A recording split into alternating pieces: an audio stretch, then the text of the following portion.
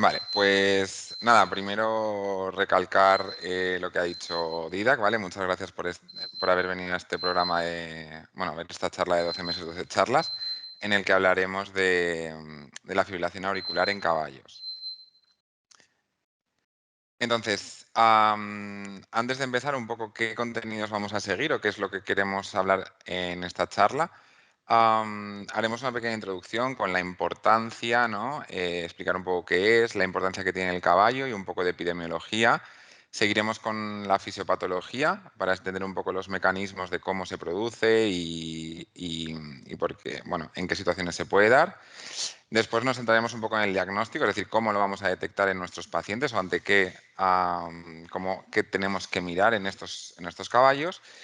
Hablaremos de los posibles tratamientos que tenemos y finalmente pues unas pequeñas conclusiones de un poco los mensajes, ¿no? que son interesantes de llevarse a casa de esta charla. Pues espero que os parezcan interesantes. Entonces, la fibrilación auricular es una taquiarritmia supraventricular, ¿vale? Básicamente, bueno, su propio nombre lo indica, no es auricular, es de origen auricular y es una taquiarritmia porque veremos que se incrementa el número de despolarizaciones, en las aurículas. Se va a producir o sea, vamos a tener una despolarización auricular incoordinada con, producida por múltiples ondas de reentrada caóticas, ¿vale? Como podéis ver en la imagen de la derecha, es una representación gráfica un poco de lo que ocurre y básicamente es que va a haber van a existir multitud, ¿no? de ondas de despolarización, de ondas de despolarización de circuitos que van a coexistir, ¿vale? Y luego veremos un poco qué ocurre. Al no ser una despolarización coordinada, lo que sí que vamos a ver es que hay una función auricular ineficiente. Es decir, esta aurícula no se va a contraer y no va a funcionar de forma correcta. Y finalmente, como hay multitud, ¿no? de estas ondas caóticas sin ningún orden, algunas de ellas pasarán a los ventrículos, algunas de ellas no, y se producirá esta contracción ventricular irregular. Si veis el electro, que luego lo analizaremos más tranquilamente, pero si entendemos que el QRS es la contracción ventricular, veis que es irregular, porque algunas pasarán pero otras no, ¿vale? Luego describiremos mejor el electrocardiograma.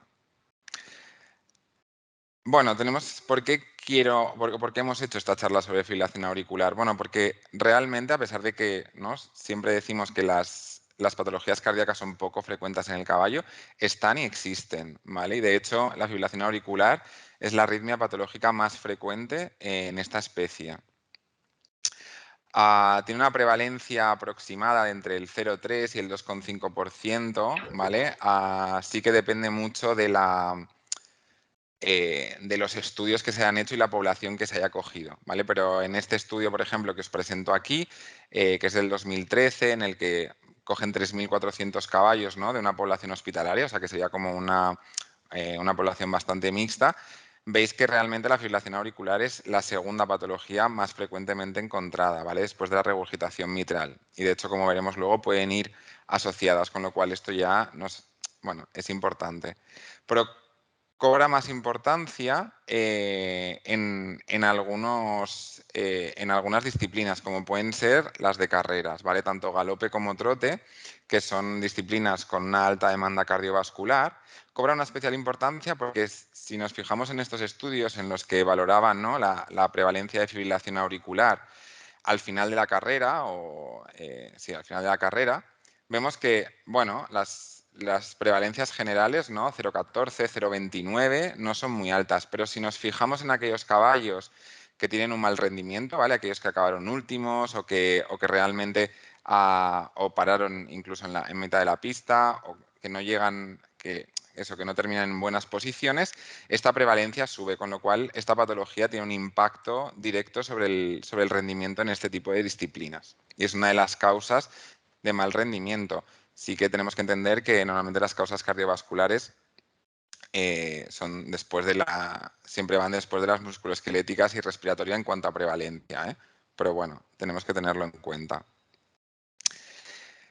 A diferencia de a diferencia de otras especies, como en pequeños animales o en humana, a día de hoy no se ha descrito ninguna predisposición ni por sexo ni por edad, pero sí que hay una predisposición por raza. Se ha descrito una cierta predisposición genética en el pura sangre inglés y en el trotón. También es cierto que es en las razas que más se ha estudiado, puesto que son aquellas que se utilizan para las disciplinas que hemos comentado de carreras, pero sí que parece que algunas líneas genéticas tienen mayor prevalencia que otras. Y también es importante recalcar que razas grandes, y no tanto grandes de tamaño, sino que tengan corazones de gran tamaño proporcionalmente al tamaño del animal, van a estar predispuestas. Por tanto, no será igual de prevalente, ¿no?, en caballos de tipo de tiro o realmente caballos grandes que en ponis. También es verdad que no será igual de grave. Para, para clasificar un poco la fibrilación auricular, nos vamos a fijar en dos factores, ¿vale?, que van a ser la duración y la causa. En cuanto a la duración, es una nomenclatura que hemos cogido de humana, ¿vale? La hemos adoptado de humana y hablamos de tres tipos de fibrilación auricular. En primer lugar, la paroxística. La fibrilación paroxística es aquella que va a cardiovertir o va a desaparecer de forma espontánea, ¿vale? Es decir, son caballos que de repente van a empezar en fibrilación auricular y de forma espontánea, sin que hagamos ningún tipo de tratamiento, van a volver a un ritmo normal. Y normalmente se considera que estas fibrilaciones paroxísticas pueden durar hasta 7 días, aunque en alguna bibliografía podéis leer que es hasta 5, pero bueno, entre 5 y 7 días. A partir de esta fecha, a partir de estos 7 días, normalmente se considera persistente, porque ya asumimos que sin un tratamiento de cardioversión no va a remitir, ¿vale? Se va a mantener, ya no va a desaparecer de forma espontánea. Y más allá de los 3 meses, la denominamos permanente. ¿Por qué? Porque realmente a partir de los 3 meses la probabilidad de que desaparezca con el tratamiento es más baja, bastante más baja, pero además, aunque consigamos cardiovertirlo, la probabilidad de recidiva es muy alta, ¿vale? Con lo cual, ya casi hablamos de que, bueno, que va a quedar permanente. Y esto es importante a la hora de evaluar el candidato para hacer el tratamiento, como veremos más adelante. En cuanto a la causa, hablamos de dos tipos de fibrilación auricular. Aquella que podéis ver en los textos como aislada o en inglés lone. Sí que en los nuevos o en los artículos cada vez más recientes o en la bibliografía más reciente se está intentando eliminar este tipo de nomenclatura porque también venía de humana y se habla más de idiopática, ¿vale? Y son caballos con fibrilación auricular en la que no se detecta, ¿vale?, por pruebas tradicionales, ningún otro tipo de enfermedad cardiovascular. Es decir, hacemos un ecocardio y es normal, no detectamos ningún otro tipo de patología. Y es bastante frecuente, por ejemplo, en los caballos de carreras. En cambio, la fibrilación auricular secundaria es aquella en la que coexiste esta fibrilación auricular y una enfermedad estructural cardíaca subyacente. Cualquier valvulopatía degenerativa, especialmente aquellas que vayan a causar una dilatación de las aurículas o alteraciones congénitas, ¿vale? Porque normalmente esta dilatación auricular es la que va a predisponer a esta fibrilación auricular y por eso normalmente se habla de secundaria. Bien, ahora hablaremos un poco de la fisiopatología, simplemente de los mecanismos de cómo se produce y cómo persiste. Y en rasgos generales tenemos que tener en mente, ¿no?, el ritmo sinusal, un ritmo normal. Cuando tenemos un ritmo sinusal, la despolarización se va a iniciar en el nódulo sinusal, que se encuentra en la aurícula derecha, y va a causar una onda de despolarización coordinada, ¿vale?, de todos los miocitos, que va a ir desde la porción más dorsal hasta la porción más ventral de las aurículas, ¿vale? Esto va a hacer que haya una contracción coordinada y que va a hacer que mande la sangre hacia los ventrículos. Este estímulo, esta despolarización auricular es lo que correspondería a la onda P. Cuando se produce de esta forma, se va a producir una despolarización coordinada, como podemos ver en la imagen de abajo, que veis esta onda amarilla sería una onda de despolarización sinusal normal, que veis es una sola onda que ocupa todas las aurículas. A continuación, este estímulo va a llegar al nódulo auriculoventricular y va a ser transmitido a los ventrículos produciendo el QRST normal.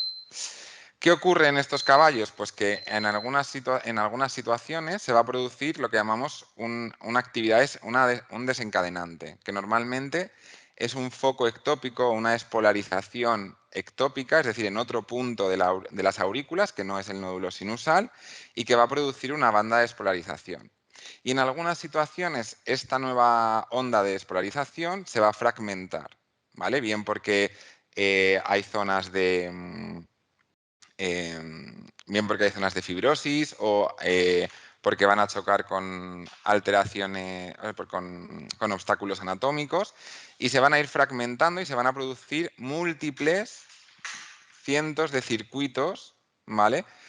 Que van a coexistir en las aurículas, produciendo en vez de un patrón homogéneo, como podemos ver a la izquierda, un patrón completamente incoordinado y que va a ser continuo, ¿vale? Y esto es lo que hablamos que es la fibrilación auricular. Entonces, ¿por qué se va a iniciar? ¿Qué es este desencadenante? Pues lo que hemos hablado, es una actividad ectópica, ¿vale? Es una despolarización que no debería ocurrir, pero que ocurre. Y normalmente hay tres mecanismos, que no voy a entrar en detalle, pero básicamente puede ser un incremento de automatismo, es decir, que unas células miocárdicas que no son marcapasos y que no deberían, ¿no?, despolarizarse de forma automática, pues por algún motivo lo hacen, ¿vale? Y se autodespolarizan ellas solas. O bien lo que llamamos pospotenciales, que básicamente es que una célula que tendría que volver a reposo se vuelve a estimular de repente, ¿vale? Sin que le llegue ningún tipo de estímulo. O luego tenemos los mecanismos de reentrada, que básicamente son circuitos que se automantienen solos. A efectos prácticos, normalmente lo que va a ocurrir es que o bien se va a producir una despolarización auricular prematura, como vemos a la izquierda, ¿vale? En este electro podemos ver a PQRST, PQRST, ¿vale? Latidos normales, y de repente tenemos aquí un latido que se va a adelantar en el tiempo. Es una despolarización o un latido prematuro.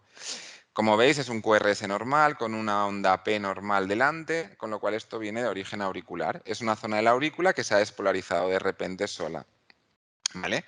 O bien podemos tener fenómenos de reentrada, bueno, o incluso de zonas que no solo se despolarizan de forma puntual, sino que de forma repetida, como en el electro de la derecha, en el que tenemos una taquicardia auricular, ¿vale? Es decir, hay un foco de la aurícula que se está despolarizando de forma continua a muy alta velocidad.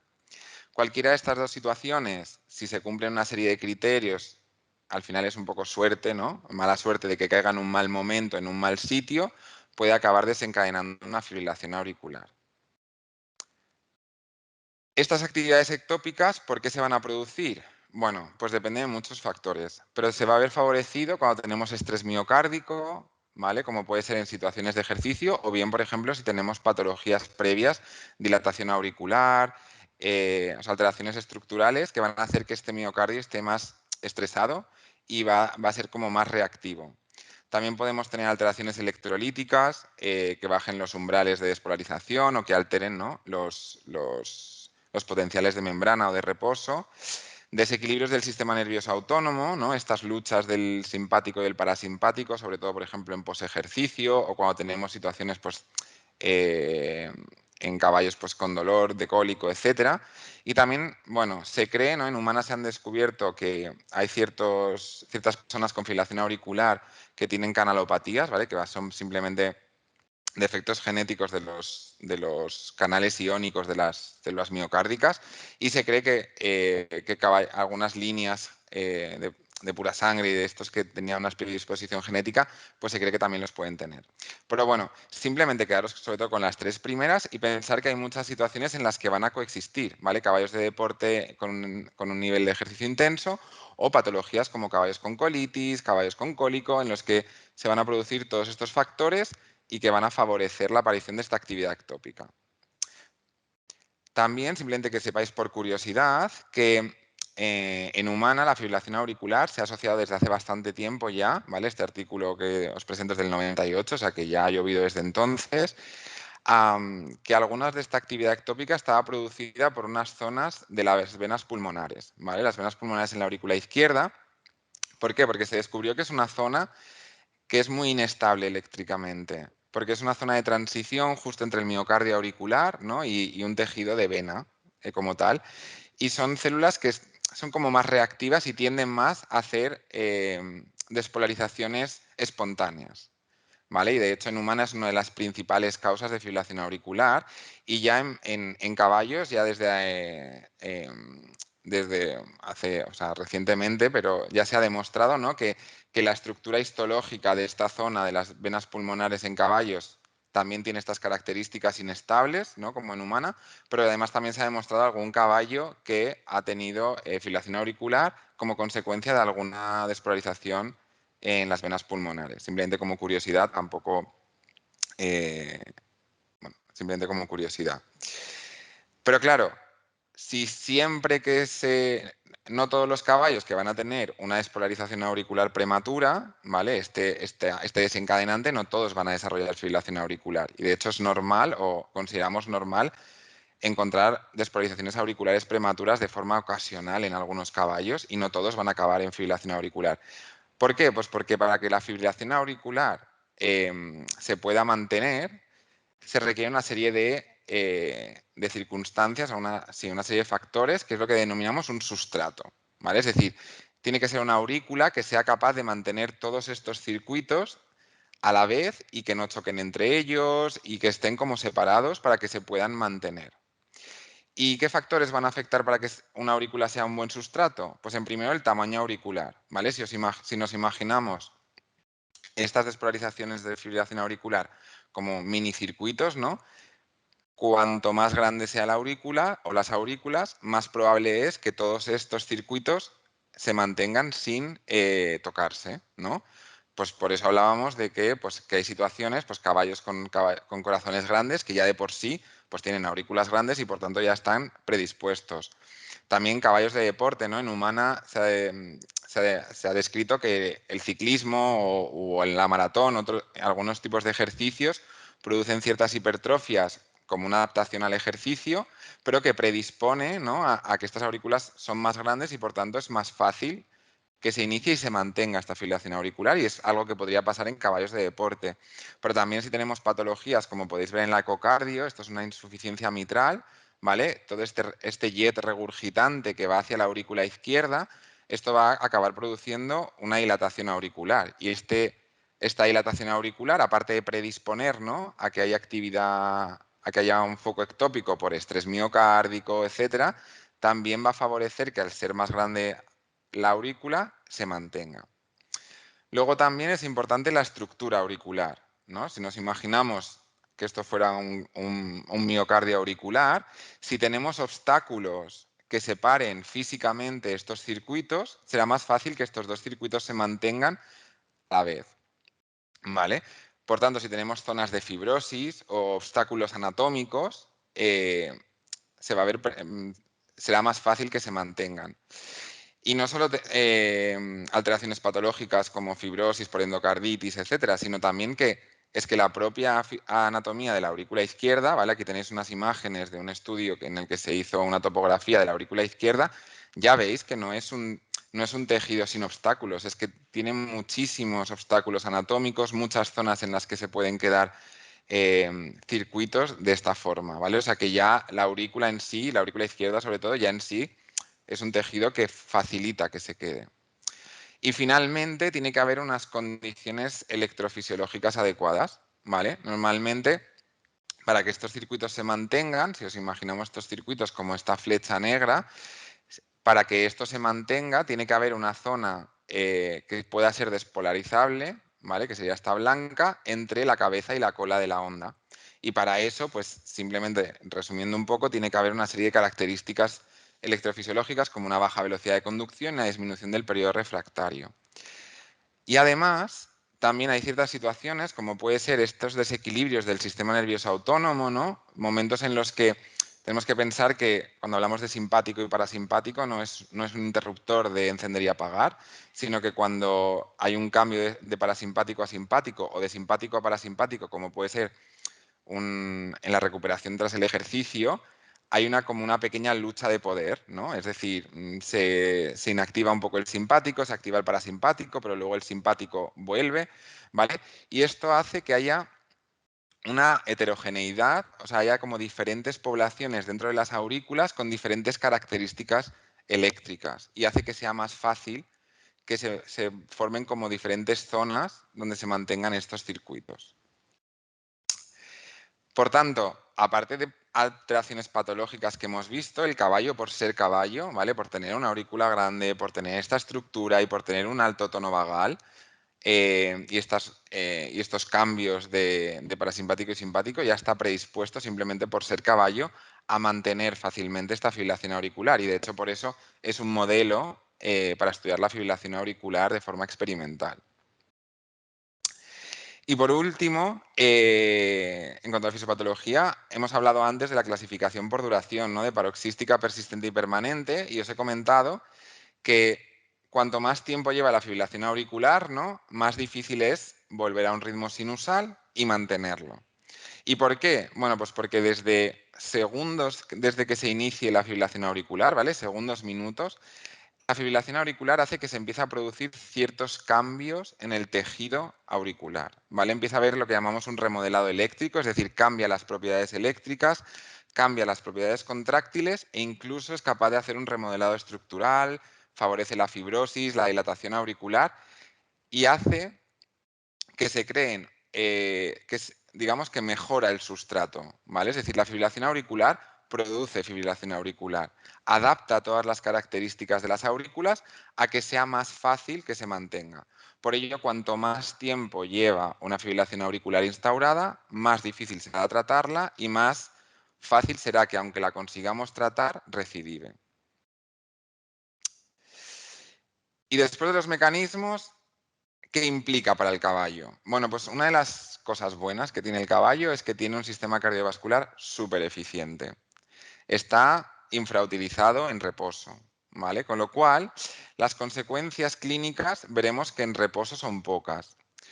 Claro, ¿qué ocurre en la fibrilación auricular? Hemos dicho que tenemos múltiples despolarizaciones que pueden llegar hasta 350, 400 despolarizaciones por minuto en las aurículas y de forma desorganizada.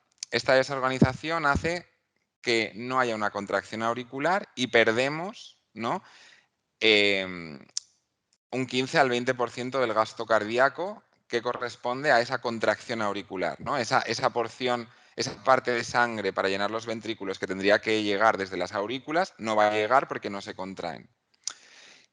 Y luego además hace que, claro, pensad que si todos los estímulos llegasen a los ventrículos, tendríamos un caballo en 350 latidos por minuto, que no suele ocurrir, ¿vale? ¿Por qué? Pues porque normalmente en reposo estos caballos tienen un alto tono vagal y el nódulo auriculoventricular, que es el, digamos, actúa de frontera, ¿no? O de peaje para dejar pasar estímulos o no hacia los ventrículos, va a actuar como una especie de filtro y no deja pasar todos, va a dejar pasar muy pocos, ¿vale? Y de hecho en esta gráfica de un estudio de 2013, podéis ver que se presentan, ¿no? En formato de caja las frecuencias cardíacas de una población de caballos con fibrilación auricular y las líneas azules sería el rango de normalidad de caballos sanos, ¿vale? Veis que en reposo o al paso prácticamente las frecuencias cardíacas son normales o muy similares a los caballos sin fibrilación auricular, porque este nódulo auriculoventricular va a estar en periodo refractario, va a dejar pasar muy pocos, con lo cual poca consecuencia, ¿vale? El problema es cuando tenemos un caballo en ejercicio o sobre todo cuando tenemos un incremento del tono simpático, que siempre pensamos en ejercicio, pero también va a pasar con dolor, si el caballo se asusta, si hay estrés, también va a ocurrir. Y es que el nódulo auriculoventricular va a empezar, digamos, se va a abrir el peaje, va a dejar pasar cada vez más despolarizaciones. Y aquí sí que empezamos a ver un problema, ¿vale? Porque si os fijáis, a partir del trote ya prácticamente están todos por encima de la frecuencia cardíaca normal, ¿vale? Con lo cual van a tener una frecuencia cardíaca muy elevada.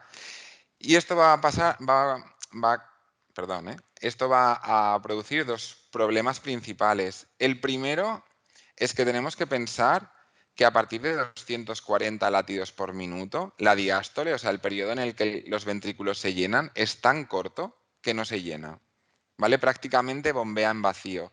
¿Esto qué va a hacer? Que no haya gasto cardíaco, que el gasto cardíaco sea tan bajo que el caballo puede llegar a colapsar o incluso a hacer muerte súbita, ¿vale? Pero además Y veis, por ejemplo, a galope e incluso al cánter, hay muchos caballos que superan esta frecuencia cardíaca máxima tan peligrosa.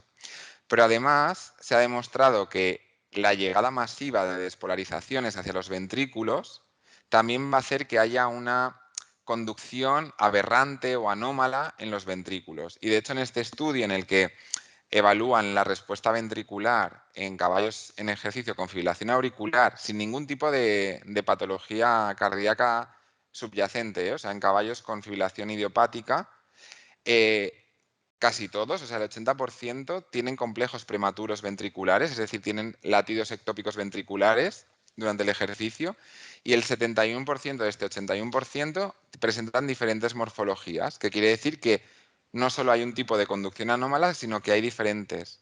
Pero es que hasta un tercio de los caballos presentan fenómenos de RNT, que son esta alteración electrocardiográfica que veis casi es una torsade de Points y es como un paso previo a la fibrilación ventricular, ¿vale? Estos son ritmos muy peligrosos que pueden llegar a producir eso, colapso y muerte súbita. O sea que realmente puede llegar a ser un problema importante. Entonces, ¿cómo diagnosticamos estos caballos? ¿Cómo diagnosticamos la fibrilación auricular? Bueno, lo primero que pensamos siempre es en los signos clínicos, ¿vale? El problema es que en caballos nos pasa con las patologías cardíacas. Es que la mayoría de patologías cardíacas, a no ser que sean muy graves, no van a dar casi signos clínicos. Las patologías cardíacas hay que buscarles y darles la importancia que tienen, ¿vale? Porque van a depender de dos cosas principales. El primer aspecto importante es la demanda cardiovascular de la disciplina que hagan. Es decir, como tienen un sistema cardiovascular tan eficiente, si hacen ejercicios con una intensidad leve o media, muchas veces son capaces de compensar y no van a dar signos clínicos.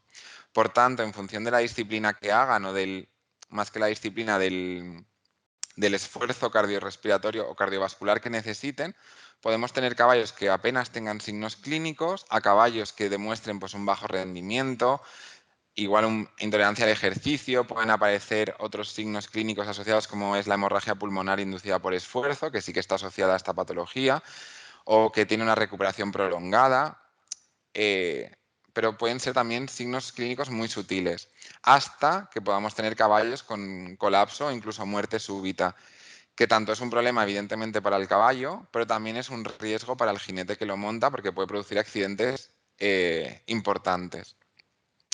El segundo factor importante a tener en cuenta digamos, para que haya signos clínicos o no es si hay alguna patología subyacente. Es decir, normalmente en fibrilaciones auriculares idiopáticas o primarias, o sea, idiopáticas o aisladas, ocurre esto. Sí que es verdad que cuando tenemos fibrilación auricular secundarias con otras patologías, como puede ser dilatación auricular, insuficiencia mitral, insuficiencia aórtica, claro, aquí ya tenemos más patologías, se van sumando y probablemente veremos signos clínicos antes. Por lo tanto, si hay alteraciones cardíacas subyacentes, lo podemos ver antes. Pero cuidado, porque no son normalmente muy evidentes. Si realmente estamos viendo una insuficiencia cardíaca en un caballo, ya vamos muy tarde, vamos muy por detrás de lo que tendríamos que haberlo detectado previamente.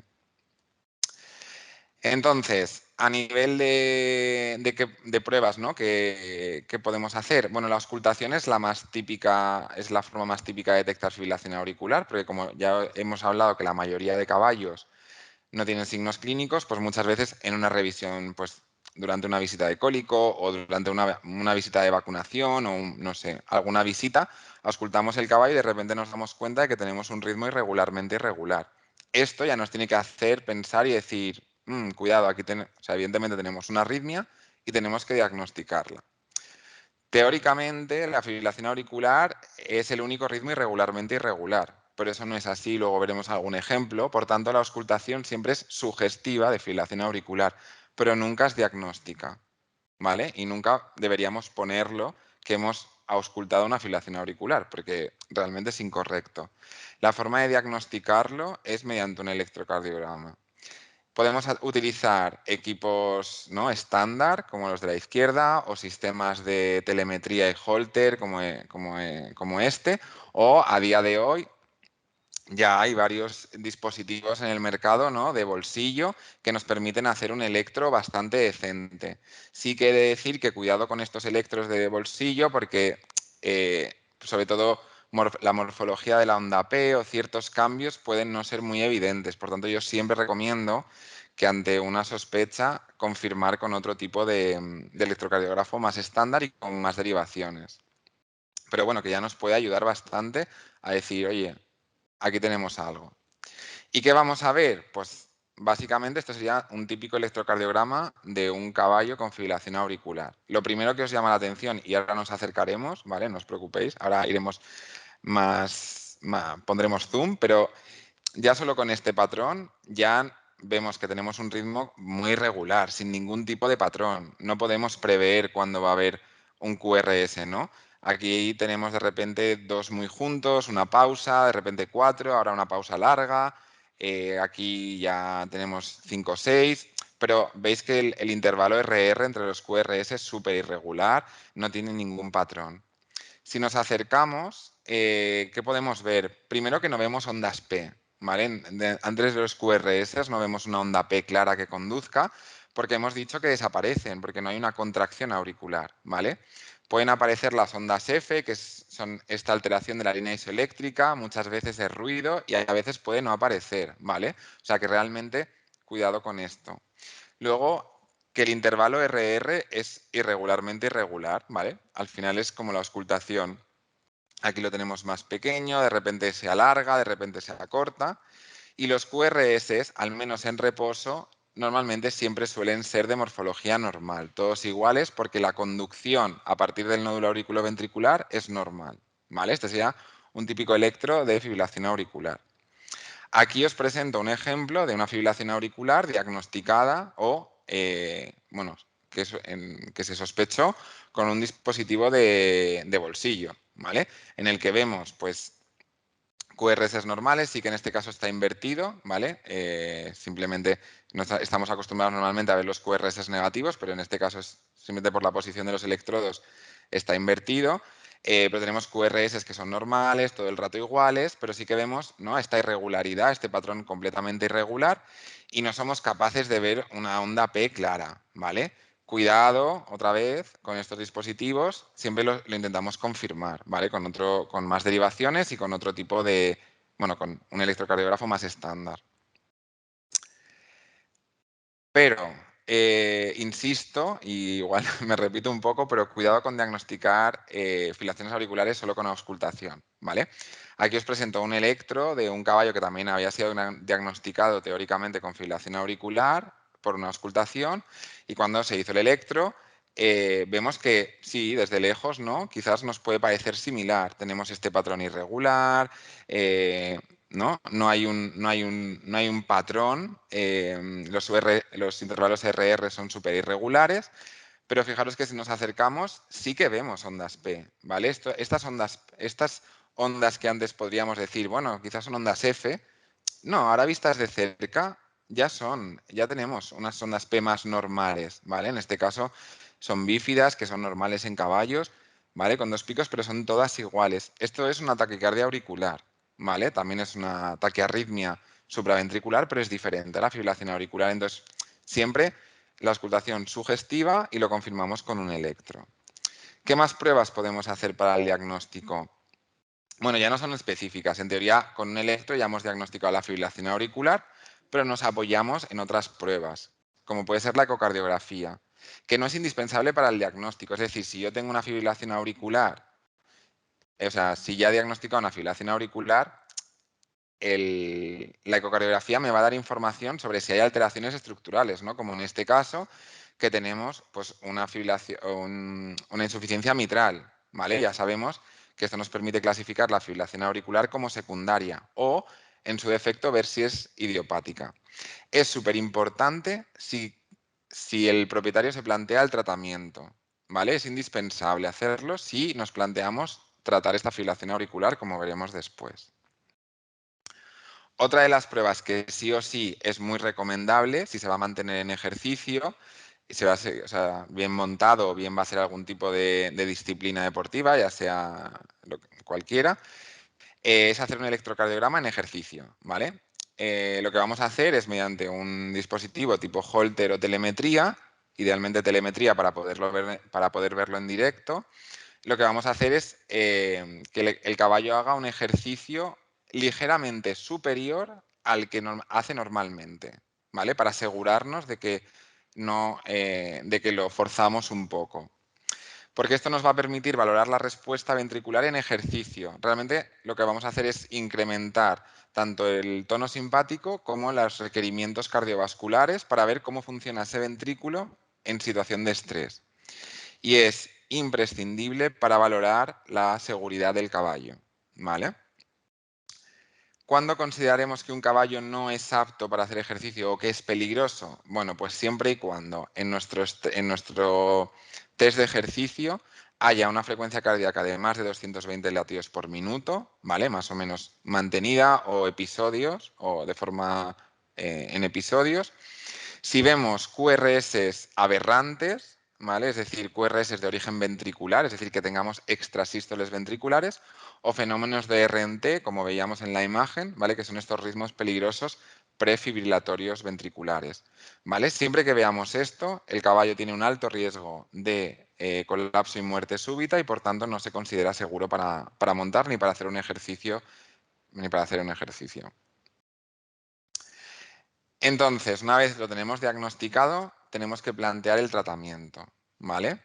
Para evaluar el tratamiento, os dejo, o bueno, os recomiendo este artículo, ¿vale? Que es un consensus del Colegio Europeo y Americano de Medicina Interna, especialmente es súper útil, sobre todo para aquellos veterinarios que os dediquéis o que tengáis caballos de deporte, porque realmente aquí están recogidas todas las patologías cardíacas con las recomendaciones de manejo en caballos de deporte, ¿vale? Tanto qué diagnósticos hacer, en qué nos fijamos, el pronóstico, o sea que siempre que veáis una alteración, ¿no? Y el propietario os pregunte, ostras, si esto es grave o no es grave, pues siempre al final nosotros basamos mucho las recomendaciones en esto porque al final es algo que está escrito y es un consensus que está establecido en base a la evidencia que hay, ¿vale? Sí que es verdad que es de 2014, ya tiene unos años, pero bueno, nos sirve como guía.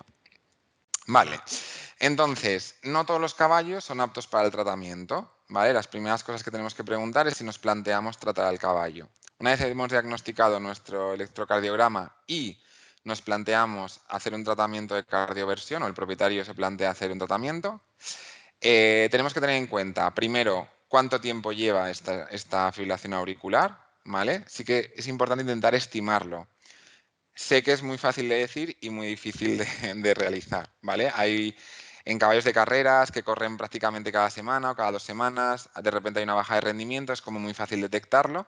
En otras disciplinas es más complicado. Hay veces que hay que tirar de historial clínico, de si se ha auscultado por otro motivo previamente o si hay algún examen de precompra, algo así, ¿vale? Para intentar estimar, para ver si estamos dentro de los 3 meses o hemos superado, sobre todo si estamos antes de los 6 meses de duración. Luego, recordar que tenemos una paroxística, ¿vale? Es decir, que puede desaparecer de forma espontánea.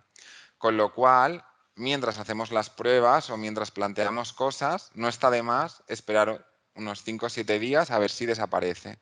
Sí que evidentemente tenemos que intentar asegurarnos, pues hacer una analítica sanguínea, sobre todo centrada en electrolitos, pero también un perfil renal, ¿vale? Que metabólicamente nuestro caballo esté bien y también excreciones fraccionadas, sobre todo para que a nivel de electrolitos plasmáticos el caballo esté como perfecto. Y si vemos que hay algún déficit, suplementamos, ¿vale? Dejarlo perfecto y mientras vamos planteando las pruebas posibles, pues esperar a ver si desaparece. Si no desaparece, que es lo más frecuente, porque la paroxística nos la solemos encontrar en posejercicio de caballo de carrera, etcétera, pero bueno, ¿qué sería recomendable si nos planteamos tratar? Un ecocardio, ¿vale? Con esto veremos si es primaria o secundaria. Si en la ecocardio detectamos alteraciones estructurales, ¿vale? Insuficiencia mitral, dilatación auricular, insuficiencia aórtica, dilatación ventricular, cualquier tipo de patología cardíaca, el tratamiento no se recomienda. ¿Por qué?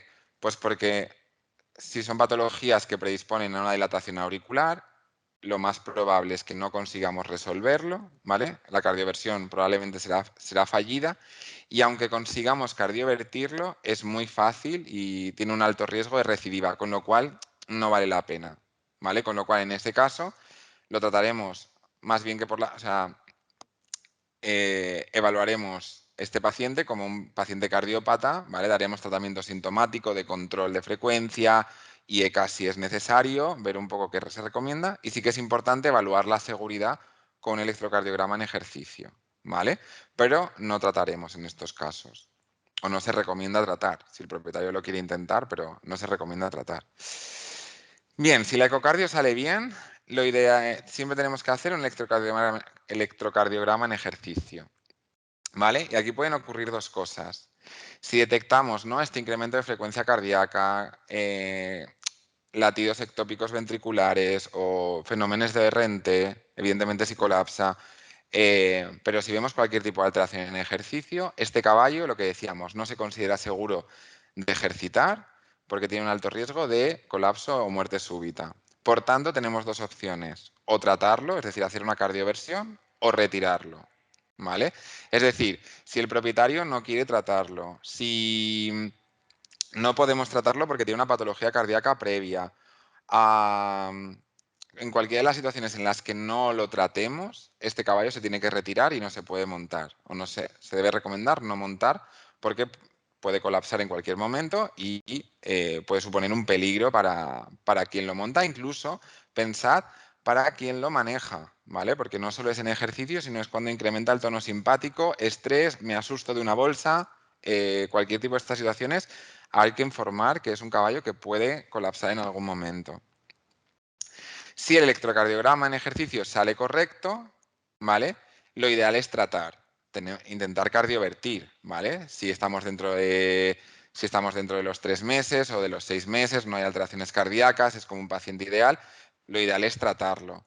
Si el propietario no quiere, si no podemos, si es que ya no sabemos cuándo, sabemos que lleva más de un año y la probabilidad de que recidive es tan alta que no se la quiere jugar el propietario, pues se puede seguir montando, pero tenemos que tener en cuenta que este caballo idealmente debería ser solo montado por adultos informados, o sea, que sepan que en algún momento esto puede degenerar.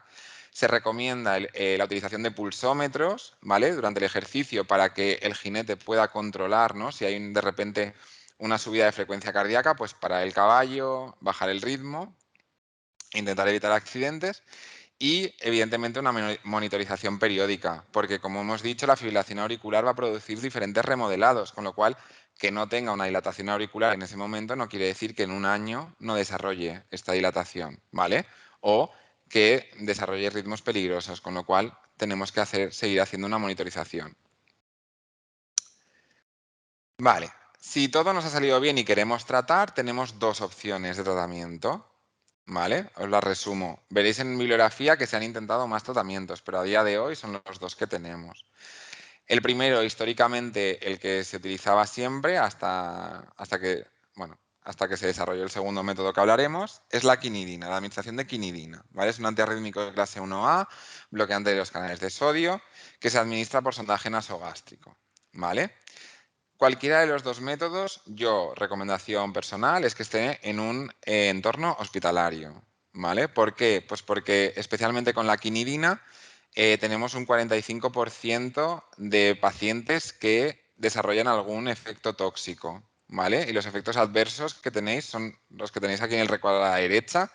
Aquellos que están marcados como rojos son aquellos que cuando aparecen tenemos que parar la cardioversión, o sea, se interrumpe el tratamiento. Aquellos que están como verdes son aquellos que, bueno, hay que seguir monitorizando, pero podemos seguir. Como veis, a pesar de que hay algunos que son leves o que, bueno, no parecen muy graves, tenemos realmente efectos adversos importantes y con un alto riesgo. Por tanto, siempre yo recomiendo, evidentemente tiene que estar monitorizado con telemetría e idealmente con un equipo de medicina interna que controle tanto las complicaciones cardiovasculares como aquellas no cardiovasculares, ¿vale? En la bibliografía tiene un éxito que ronda el 80%. Esto siempre hay que cogerlo un poco con precaución, estos porcentajes, porque normalmente son de estudios en los que se ha seleccionado muy bien el tipo de candidato. Pensad siempre, cuanto más tiempo lleve la fibrilación auricular, normalmente más dosis se van a requerir, mayor probabilidad de que aparezcan efectos tóxicos y menor probabilidad de éxito, ¿vale? Esto siempre tenedlo en mente. La siguiente técnica, que es la que se describió más recientemente, aunque ya hace unos años, que es la que se utiliza también se utilizaba en humana y en pequeños animales, básicamente es la desfibrilación, ¿vale? Eléctrica. Evidentemente en personas y en pequeños animales se utilizan parches externos, en caballos la desfibrilación tiene que ser interna, ¿vale? Y lo que hacemos es normalmente, con el caballo en estación, lo que vamos a hacer es colocar 2 catéteres en la vena yugular, a través de los cuales, como podéis ver en el vídeo, espero, se inserten estos electrodos que está insertando ahora, que son catéteres con un electrodo al final, que se colocará uno en la aurícula derecha y uno en la arteria pulmonar izquierda. Normalmente se coloca un tercero, en el ápex del ventrículo derecho como marcapasos, por si en el momento de la descarga hay una asistolia, ¿vale? Poder hacer de marcapasos.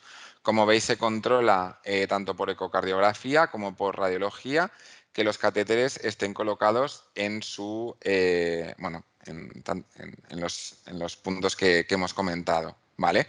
Una vez está todo colocado, lo que se hace es, se procede a hacer una anestesia general, ¿vale? Y a realizar la descarga. En este vídeo, ¿vale? De la Universidad de Gante, vais a poder ver 2 cosas y tenéis que poder intentar desviar, o sea, poder ver las 2 cosas. A la derecha vais a tener tenéis el desfibrilador, en el que vais a ver que en ese momento hay una fibrilación auricular, hay un ritmo irregular. En un momento dado van a cargar, ¿vale? Y vamos a ver cómo va a tornar o va a cardiovertir a ritmo sinusal. Y a la izquierda podéis ver la descarga, ¿no?, que se produce en el caballo. ¿Vale? Aquí podéis ver cómo están cargando a 150 julios, veis un ritmo irregular y proceden a cargar y ahora van a desfibrilar. ¿Vale? Y una vez desfibrilado, veis que hay una sistolia pequeña y a continuación comienza a haber un ritmo regular con su PQRST, es decir, un ritmo sinusal. ¿Vale? Normalmente se mantiene un rato para ver si se estabiliza. Esta técnica tiene ahora mismo una tasa de éxito del 95%. Lo mismo, son pacientes que están muy bien escogidos. Sí que tiene una gran ventaja con respecto a la quinidina, y es que el riesgo es menor, ¿vale? Porque los riesgos asociados a esta técnica son básicamente los asociados a una anestesia general, ¿vale? Tenemos una mortalidad bastante baja, del 0,6%, y pueden aparecer pues, otro tipo de complicaciones, pero las asociadas a una anestesia general normal. Un poco la desventaja es que no está disponible en todos los centros, ¿vale? Es decir, tiene que haber un equipo especializado en cardiología. En España ahora mismo solo hay uno, en Francia sí que hay alguno más, pero claro, ya requiere que se desplace el caballo, ¿no? Y bueno, quizás los costes. Sí que es muy interesante esta técnica, por ejemplo, en caballos que llevan mucho tiempo con fibrilación auricular, si lo quieren intentar, porque normalmente son caballos que requerirían altas dosis de quinidina y por tanto es muy fácil que desarrollen efectos tóxicos. En cambio, se puede intentar con la cardioversión eléctrica, que es bastante más segura. Y si se consigue, pues perfecto, y si no, pues bueno, tampoco hemos arriesgado tanto. En cuanto si conseguimos el pronóstico, ¿no?, que es un poco lo que siempre nos preguntan los propietarios, bueno, depende de muchos factores, como veis, ¿vale? Realmente, si hemos conseguido hacer una cardioversión exitosa y se mantiene, realmente la bibliografía refleja que la mayoría retorna al nivel previo de rendimiento deportivo. Pero tenemos que tener en cuenta que todo este remodelado, ¿no?, todos estos cambios que ha hecho la fibrilación auricular, van a tardar tiempo en deshacerse, ¿vale? O sea, el corazón tiene que volver a ser lo que era. Y de hecho puede tardar hasta 6 semanas o más en una fibrilación auricular crónica de 3 meses, 3, 4, 5 meses, ¿vale? Sí que tenemos que tener en cuenta que a día de hoy hay una recurrencia del 35%, ¿vale? Es decir, el propietario tiene que ser consciente de que aunque consigamos cardiovertir, hay un tercio de los caballos que van a volver a fibrilación auricular, especialmente en las primeras semanas después de la cardioversión, con lo cual Pues bueno, y evidentemente esto es muchísimo más alto si el candidato no es el ideal, es decir, que tenga alteraciones de alguna alteración estructural en las que no se recomendaba cardiovertir, pero si el propietario lo ha querido hacer, pues será más alto. Y sobre todo la duración de la fibrilación auricular, ¿vale? Es decir, si llevamos 4, 5, 6 meses, 7, 8, incluso, o sea, o más, ya les tenemos que avisar que poco tasa de éxito, pero sobre todo una recidiva o una recurrencia bastante importante. Y un poco las conclusiones que me gustaría que os llevarais de esta charla sería que, bueno, que los caballos, por ser caballo, ya están predispuestos a la fibrilación auricular y, de hecho, la fibrilación auricular idiopática es bastante frecuente que nos la encontremos dentro de que es un 2% de prevalencia, eso tampoco no es como la prevalencia de cólicos, ¿vale? Pero sí que tiene una prevalencia alta en cuanto a caballos. La segunda conclusión es que, importante, como muchas de las patologías cardíacas en caballos, excepto en disciplinas de alta demanda cardiovascular, como podrían ser caballos de carreras, realmente puede pasar muy desapercibida, puede no haber signos clínicos. Por tanto, hay que buscarla. Pero es que además no es tan difícil de buscar porque con una auscultación cardíaca, ¿vale? Ya la podemos detectar, como ocurre con muchas insuficiencias, soplos.